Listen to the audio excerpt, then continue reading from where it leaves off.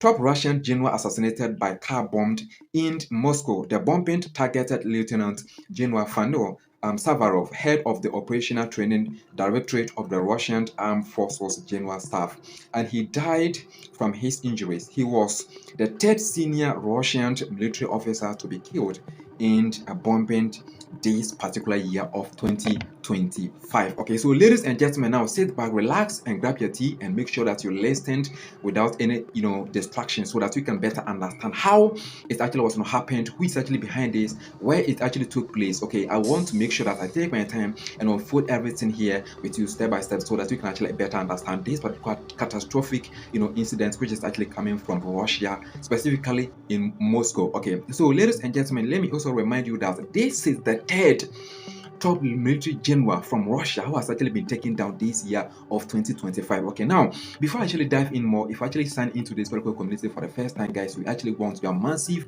and incredible support to make sure that we keep on analyzing developments like this. Okay, so make sure that again to like this video, subscribe, and turn on the notification bell. Don't forget to also leave your thoughts at the comment section as we proceed. Guys, definitely this is where it actually was going to happen. Okay, this is the car. Yes, this is the car that was actually bombed, and he was actually found or extracted from this particular car. Just watch it. This is the scene, the exact scene where it actually happened. Ladies and gentlemen, now I know that you're going to be very inquisitive and at the same time very curious about who is actually behind this, or who is actually was responsible for this catastrophic incident or development which is actually coming from Russia or Moscow. Now, ladies and gentlemen, I actually want you to relax and get to understand this from this particular report here. Okay, this happened to be an official direct report from Russia.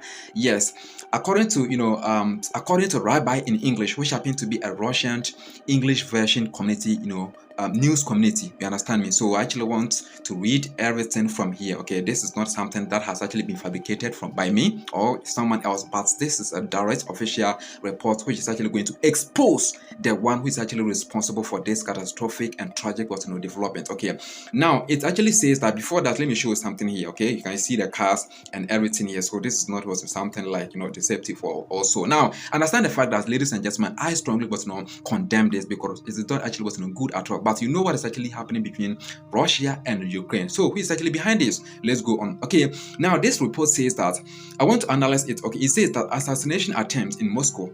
An assassination attempt on a high-ranking Russian armed forces officer occurred in the southern Moscow, that is the southern part of Moscow.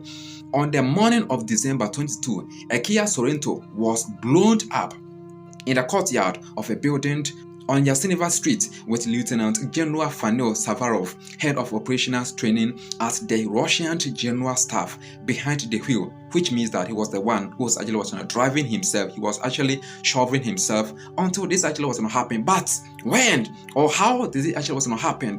Now let's continue. The explosion occurred at the moment the vehicle started moving. So the moment they actually started the engine of the car and the car was actually set in motion, that was when the explosion actually took place. Ladies and gentlemen, this is something which is very catastrophic. The car sustained serious damage, and the lieutenant general was extracted from the cabin with severe, shrapnel wounds and fractures, and taken to the hospital, where he subsequently died from his injuries. It continues. Okay, preliminary data suggests a homemade explosive device was installed under the car's bottom. That is the underside of the car. A homemade explosive device was planted near the driver's seat. Investigative and operational services are working at the scene and examined the area. They are still working tirelessly to make sure that they get supplemental what we call evidences to confirm everything here. Now it continues says that an official representative of the Russian investigative committee reported the initiation of a criminal case under articles on murder committed by a generally dangerous method and illegal trafficking of explosives. Various versions are being considered, including possible involvement of Ukrainian special services. The investigation is being monitored by the central apparatus of the Russian Investigative Committee. Okay, so ladies and gentlemen, this is something that is actually coming from Russia, confirming the fact that Ukrainian special whatever is actually what's being the suspect what's here. Now, ladies and gentlemen, an official statement actually says that look, this happened to be the third top general. The military general has actually been taken down by the enemies using the same bombing method. Yes, the third. So the question is that if a general can actually be easily taken down, 3 different generals actually been taken down this year of 2025. If these people can actually be taken down like this, how much more an average or an ordinary Russian who is actually based in, maybe let's say that in a village somewhere, and that person that doesn't even have a military escort or a military presence protection.